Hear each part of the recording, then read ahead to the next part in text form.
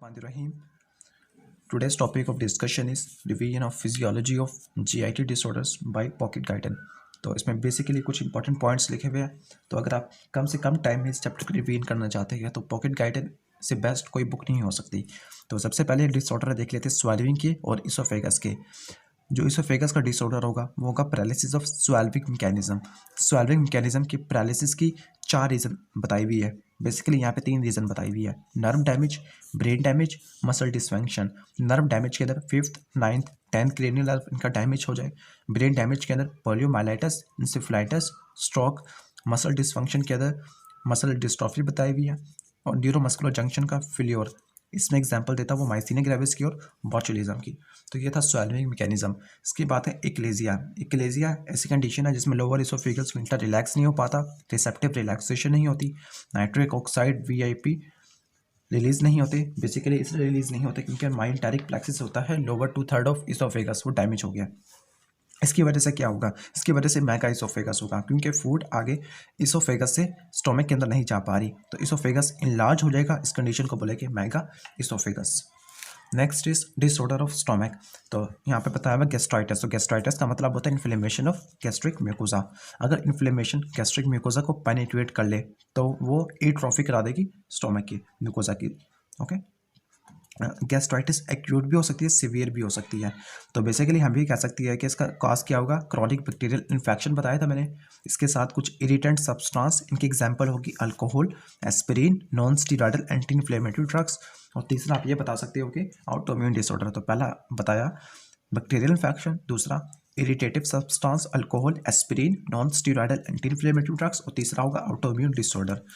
तो अब आगे बताता है गैस्ट्रिक म्यूकोजल बैरियर। स्टोमक में रीअब्सॉर्प्शन इसलिए नहीं होती क्योंकि यहाँ पे एक गैस्ट्रिक म्यूकोजल बैरियर होता है। ये गैस्ट्रिक म्यूकोजल बैरियर 2 चीज़ों की वजह से होगा। पहला गैस्ट्रिक म्यूकोजा, दूसरा होगा बेसिकली टाइट जंक्शन। जो गैस्ट्रिक म्यूकोजा होता है स्टोमक का, वो म्यूकस सेल से लाइन होता है। वो mucus cell viscous adherent mucus produce करते हैं, विस्कस एडहेरेंट म्यूकस। दूसरा जो एपिथेलियल सेल्स होते हैं इनके दरमियान टाइट जंक्शन देखने को मिलती है। इन्हीं 2 रीज़न की वजह से स्टोमक के अंदर रीअब्सॉर्प्शन नहीं होती और इस प्रॉपर्टी को बोलते हैं gastric mucosal barrier. Gastric mucosal barrier gastritis में काफ़ी ज़्यादा लीकी हो जाता है, जिसकी वजह से हाइड्रोजन आयन वापस स्टोमक के एपिथेलियम में बैक डिफ्यूज़ कर लेगा और एक विशियस साइकिल चल पड़ेगी। विशियस साइकिल इस तरह से चल पड़ेगी कि हाइड्रोजन आयन जो स्टोमक के एपिथेलियम में चला गया था उसने एपिथेलियम को डैमेज कर देगा, जिसकी वजह से पेप्टिक अल्सर या गैस्ट्रिक अल्सर होने के चांसेस काफ़ी ज़्यादा हो सकते हैं। आगे बताता कि क्रॉनिक गैस्ट्राइटिस, क्रोनिक लेवल पे अगर गैस्ट्राइटिस होता है तो ये 2 इफेक्ट बनाएगा या 2 इफेक्ट कॉज करेगा। एक है हाइपोक्लोरिडिया, एक्लोरिडिया, और अगला होगा पर्नीशियस एनीमिया। एक्लोरिडिया का मतलब होता है कि हाइड्रोजन क्लोराइड की सिक्रेशन बिल्कुल नहीं हो पा रही। हाइपोक्लोरिडिया का मतलब हाइड्रोजन क्लोराइड की सिक्रेशन कुछ हो रही है लेकिन वो नॉर्मल से काफ़ी ज़्यादा कम है। दूसरा होगा पर्नीशियस एनीमिया, क्योंकि पैराइटल सेल्स जो हाइड्रोजन क्लोराइड प्रोड्यूस करते थे इसके साथ साथ इंट्रिंसिक फैक्टर भी रिलीज करते हैं। वो इंट्रिंसिक फैक्टर विटामिन B12 के साथ बाइंड करता है, विटामिन B12 की प्रोटेक्शन करता है ताकि डाइजेस्टिव एंजाइम इसको डिस्ट्रॉय ना कर जाए।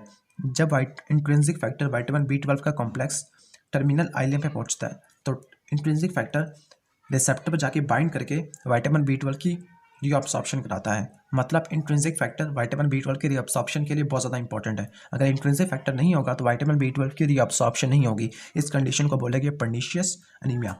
Next is peptic ulcer. Peptic ulcer ये का मतलब होता है एक्सकोरिएटेड। एक्सकोरिएटेड का मतलब स्क्रैच मार्क होते हैं स्टोमक के म्यूकोजा के। वो क्यों है? क्योंकि एसिड और पेप्सिन की सिक्रेशन ज़्यादा होगी। तो अगर एसिड और पेप्सिन ज़्यादा होगा तो वो गैस्ट्रिक म्यूकोजा को डैमेज कर देगा। इस कंडीशन को बोलेंगे पेप्टिक अल्सर। तो पेप्टिक अल्सर के 2 कॉजेज होते हैं। एक है एसिड और पेप्सिन की सिक्रेशन ज़्यादा हो जाना, इसकी वजह से जो अल्सर होगा वो होगा डुओडेनल अल्सर, इसको रट्टा मार लीजिएगा। दूसरा कॉज होगा गैस्ट्रिक म्यूकोजल बैरियर वो लीकी हो गया, वो डैमेज हो गया या फिर वो इनइफेक्टिव था। इसकी वजह से जो अल्सर होगा वो गैस्ट्रिक अल्सर होगा। दोबारा से बता रहा हूँ, अगर एसिड और पेप्सिन ज़्यादा प्रोड्यूस होगा तो बजाय वो स्टोमक को डिस्ट्रॉय करने के डुओडेनम को ज़्यादा डिस्ट्रॉय कर देगा, क्योंकि डुओडेनम के पास इतने ज़्यादा प्रोटेक्टिव मैकेनिज्म नहीं होते। डुओडेनल अल्सर होगा अगर गैस्ट्रिक म्यूकोजल बैरियर डैमेज हो गया या फिर इनकॉम्पिटेंट हो गया तो फिर गैस्ट्रिक अल्सर होगा। गैस्ट्रिक म्यूकोजल बैरियर इनकॉम्पिटेंट होने की भी 4 रीज़न बताई हुई है: irritation, poor blood flow, poor secretion of mucus, infection हो सकता है हेलिकोबैक्टर पाइलोरी का या म्यूकस की सिक्रेशन काफ़ी ज़्यादा कम हो रही है, ब्लड सप्लाई काफ़ी ज़्यादा कम आ रही है, जिसकी वजह से हीलिंग काफ़ी कम होगी, इरिटेशन। ओके, अब हम आके देख लेते हैं bacterial infection by Helicobacter pylori. ये बैक्टीरिया पाइलोरी गैस्ट्रोडुडिनल म्यूकोजल बैरियर को डैमेज कर देगा। जब गैस्ट्रोडुडिनल बैरियर को डैमेज कर देगा और दूसरी तरफ हाइड्रोजन क्लोराइड की सिक्रेशन को बढ़ा देगा, ये दोनों फैक्टर पेप्टिक अल्सर और गैस्ट्रिक अल्सर को प्रेसिपिटेट कर देंगे। तो जो हेलिकोबैक्टर पाइलोरी होगा, ये गैस्ट्रिक म्यूकोजा और डुडिनल म्यूकोजा दोनों को डैमेज करेगा। गैस्ट्रिक म्यूकोजा डैमेज हो तो उसको बोलेंगे गैस्ट्रिक अल्सर, डुडिनल का म्यूकोजा डैमेज हो जाए तो उसको बोलते हैं पेप्टिक अल्सर। नॉर्मली ये जो बैक्टीरिया होता है, ये बैक्टीरिया के पास एंजाइम होता है यूरिएज।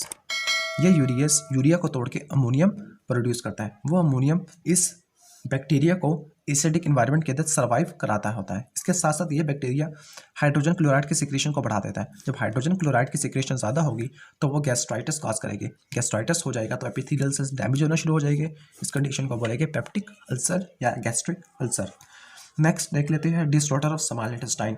तो बेसिकली यहाँ पे दो डिसऑर्डर होते हैं स्मॉल इंटेस्टाइन की, लेकिन यहाँ पे एक ही दिया हुआ है, तो वो है पेनक्रियाटिक फेल्योर। पेनक्रियाटिक फेल्योर का मतलब पेनक्रियाज अपना पेनक्रियाटिक जूस प्रोड्यूस नहीं हो रहा। जब पेनक्रियाटिक जूस प्रोड्यूस नहीं हो रहा तो digestive enzyme second part of duodenum में एंटर नहीं हो पा रहे, जिसकी वजह से न्यूट्रिशन, डाइजेशन, एब्जॉर्प्शन कार्बोहाइड्रेट की, प्रोटीन की, लिपिड की काफ़ी ज़्यादा इम्पेयर्ड हो जाएगी। और बेसिकली हमें फीसिस के अंदर फैट ज़्यादा देखने को मिलेगा। इस कंडीशन को बोलते हैं स्टीटोरिया।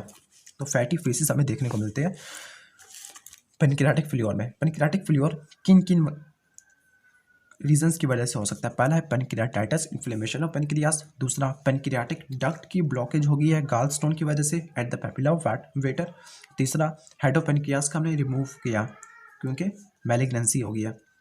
तो तीन रीजन, पेनक्रियाटाइटिस, ब्लॉकेज और removal of head of pancreas. Pancreatitis का मतलब होता है इन्फ्लेमेशन ऑफ पेनक्रियास। पेनक्रियाटाइटिस में 95% केसेस में ये अल्कोहल की वजह से होता है। अगर ये अल्कोहल की वजह से हो तो उसको बोलते हैं क्रोनिक पेनक्रियाटाइटिस। अगर ये पेपिला ऑफ वेटर ब्लॉक हो जाए गाल स्टोन से, तब इस कंडीशन को बोलते हैं एक्यूट पेनक्रियाटाइटिस। तो एक्यूट पेनक्रियाटाइटिस होगा blockage of papilla of waiter, और दूसरा क्रॉनिक पेनक्रियाटाइटिस ये ज़्यादा अल्कोहल की इंटेक की वजह से होगा। जब मेन पेनक्रियाटिक डक्ट ब्लॉक हो जाएगी गाल स्टोन से तो pancreatic enzyme second part of duodenum में एंटर नहीं होंगे, वो पेनक्रियास के अंदर जमा होते रहेंगे। एक इनहिबिटर होता है ट्रिप्सिन इनहिबिटर, वो ट्रिप्सिन को इनएक्टिव फॉर्म में रखता है। अगर ये एंजाइम ट्रिप्सिन इनहिबिटर से ज़्यादा हो गए तो ट्रिप्सिन की एक्टिवेशन होगी, ट्रिप्सिन दूसरे एंजाइम की एक्टिवेशन करेगा। ये सारे एंजाइम पेनक्रियास को डाइजेस्ट कर देंगे। आगे है डिसऑर्डर ऑफ लार्ज इंटेस्टाइन। तो लार्ज इंटेस्टाइन के डिसऑर्डर बेसिकली यहाँ पे दो लिखे हुए हैं, कॉन्स्टिपेशन, डायरिया। कॉन्स्टिपेशन का मतलब होता है कि लार्ज इंटेस्टाइन की मोटिलिटी काफ़ी ज़्यादा कम है, और डायरिया का मतलब है लार्ज इंटेस्टाइन की मोटिलिटी काफ़ी ज़्यादा है। कॉन्स्टिपेशन में फीसिस की मूवमेंट काफ़ी ज़्यादा स्लो होती है। और यहाँ पे एक डिसऑर्डर का नाम लिखा हुआ है Hershey's-sprung disease. Basically Hershey's-sprung disease का कॉज होता है कि जो गैंग्लिया होते हैं माइंटेरिक प्लेक्सिस के, स्पेसिफिकली सिग्मॉइड कोलोन में, वो नहीं होंगे। जब वो नहीं होंगे तो वो वाला पार्ट सिग्मॉइड कोलोन का वो स्पास्टिक कॉन्ट्रैक्शन के अंदर रहेगा। स्पास्टिक कॉन्ट्रैक्शन में रहने की वजह से ब्लॉकेज हो जाएगी फीसिस की, और फीसिस को रिमूव करना बहुत ज़्यादा मुश्किल होगा। इस कंडीशन को बोला कि कॉन्स्टिपेशन। तो कॉन्स्टिपेशन का मतलब होगा slow movement of faeces through the large intestine. आगे डायरिया। डायरिया का मतलब होता है rapid movement of faeces through the large intestine. तो कॉन्स्टिपेशन में स्लो मूवमेंट था, डायरिया में रैपिड मूवमेंट था। अब डायरिया के तीन कॉजेज बताता है, enteritis, psychogenic diarrhoea, ulcerative colitis. Enteritis और अल्सरेटिव कोलाइटिस दोनों इन्फ्लेमेशन है, दोनों लार्ज इंटेस्टाइन के सेल्स को इरिटेट करेगी, जिसकी वजह से मोटिलिटी और सीक्रेशन दोनों ज़्यादा हो जाएगी। एंटेराइटिस का मतलब inflammation of epithelial cells of intestine, तो इसकी वजह से मोटिलिटी काफ़ी ज़्यादा हो जाएगी, सिक्रेशन काफ़ी ज़्यादा हो जाएगी। जब सिक्रेशन ज़्यादा हो जाएगी दोनों के दोनों डायरिया कॉज करेंगे। अगला है साइकोजेनिक। साइकोजेनिक मतलब न्यूरल डायरिया। न्यूरल डायरिया का मेन कॉज होगा पैरासिम्पैथेटिक स्टिमुलेशन, क्योंकि पैरासिम्पैथेटिक स्टिमुलेशन जीआईटी के फंक्शन को ज़्यादा कर देती है, बेसिकली मोटिलिटी को बढ़ा रही है और म्यूकस की सिक्रेशन को बढ़ा रही है। इन दोनों फैक्टर की वजह से डायरिया का रेट होगा काफ़ी ज़्यादा होगा। Ulcerative colitis. अल्सरेटिव कोलाइटिस में जो कोलोन का म्यूकोसा होगा उसकी इन्फ्लेमेशन होगी और अल्सरेशन होगी।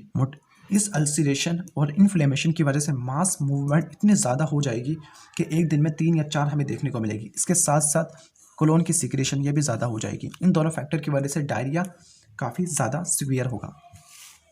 General disorder of GIT. तो जनरल डिसऑर्डर में हम वॉमिटिंग कह सकते हैं। वॉमिटिंग का मैकेनिज्म बता रहे हैं। वॉमिटिंग बेसिकली स्टार्ट होती है एंटी पेरिस्टाल्टिक मूवमेंट से। फिर एंटी पेरिस्टाल्टिक मूवमेंट के बाद हमें क्या क्या देखने को मिलते हैं? सबसे पहले हमें डीप ब्रेथ, ताकि एयर लंग्स में आ जाए और प्रॉपर डायफ्राम की कॉन्ट्रैक्शन से एयर को बाहर एक्सपल्शन करे फोर्स के साथ। तो पहले डीप ब्रेथ होगा, फिर इसके बाद हाइवाइड बोन और लैरिंग्स की एलिवेशन होगी। ये हाइवाइड बोन और लैरिंग्स की एलिवेशन इसलिए होगी ताकि अपर इसोफेगल स्फिंक्टर, जिसको फेरेंचो इसोफेगल स्फिंक्टर बोलते हैं, ओपन हो जाए। तीसरा, ग्लॉटिस क्लोज हो जाएगा। ग्लॉटिस के क्लोजर की वजह से जो वॉमिटस है लंग्स के अंदर एंटर नहीं होगा। चौथा, सॉफ्ट पैलेट और यूवुला पोस्टीरियर नेरिस को क्लोज कर देगा, जिसकी वजह से वॉमिटस नेजल कैविटी के अंदर नहीं जाएगा। इसके बाद डायफ्राम और एब्डोमिनल मसल की कॉन्ट्रैक्शन होगी, जिसकी वजह से इंट्रागैस्ट्रिक प्रेशर काफ़ी ज़्यादा हो जाएगा। वो गैस्ट्रिक प्रेशर लोअर इसोफेगल को स्फिंक्टर को रिलैक्स करेगा, जिसकी वजह से गैस्ट्रिक कंटेंट की एक्सपल्शन होगी ओरल कैविटी में, ओरल कैविटी से बाहर होगी। आगे है जीआईटी की ऑब्स्ट्रक्शन। तो जीआईटी की ऑब्स्ट्रक्शन डिपेंडिंग अपॉन ये किस जगह पे है, तो हमें डिफरेंट साइन सिम्टम देखने को मिलती है। पाइलोरस के लेवल पे हो सकती है, बियॉन्ड द स्टोमक यानी डुओडेनम के लेवल पे, lower end of small intestine, या फिर distal end of large intestine. तो बेसिकली इसको याद करने के लिए हम इस डायग्राम को देख लेते हैं। इस डायग्राम में देखिएगा, आई थिंक इतनी क्लियर नहीं आ रही है, नज़र नहीं आ रही यहाँ से। हाँ, जो जीआईटी ऑब्स्ट्रक्शन है इसके कॉजेज हो गए cancer, ulcer, spas, paralytic आइलियस, adhesion. इसको याद करने का तरीका है मिमोनिक। हार्ट के जो वेल्व्स होते हैं या फिर कस्प होते हैं, तो आपने कस्प याद हो गए। तो सी से कैंसर, यू से अल्सर, एस से स्पाज, पी से पैरालिटिक आइलियस और ए से डीएन आपको रट्टा मार लेना। ऑब्स्ट्रक्शन 4 जगह पे हो सकती है, पाइलोरस पर, डुओडेनम पर, हाई ऑब्स्ट्रक्शन मतलब स्मॉल इंटेस्टाइन के लेवल पर, और लो ऑब्स्ट्रक्शन लार्ज इंटेस्टाइन के लोअर एंड पर। अगर पाइलोरस के लेवल पे होती है, यहाँ पर ऑब्स्ट्रक्शन हो जाती है। यहाँ पे ऑब्स्ट्रक्शन पेप्टिक अल्सर के बाद जो फिब्रोटिक कॉन्स्ट्रक्शन बनती है उसकी वजह से होती है। तो जो स्टोमक की कंटेंट डुओडेनम में नहीं पास करेगी, बॉडी की न्यूट्रिशन डिप्रेस हो जाएगी, और जो वॉमिटिंग होगी उसमें एसिडिक कंटेंट ज़्यादा होगा, क्योंकि स्टोमक की सिक्रेशन एसिडिक होती है। अगर डुओडेनम के लेवल पे देखने को मिलता है, तो यहाँ पे जो सिक्रेशन होती है, यहाँ पर एसिडिक सिक्रेशन भी होती है और बेसिक सिक्रेशन भी होती है। तो यहाँ पे जो वॉमिटिंग होती है वो न्यूट्रल भी हो सकती है, बेसिक भी हो सकती है।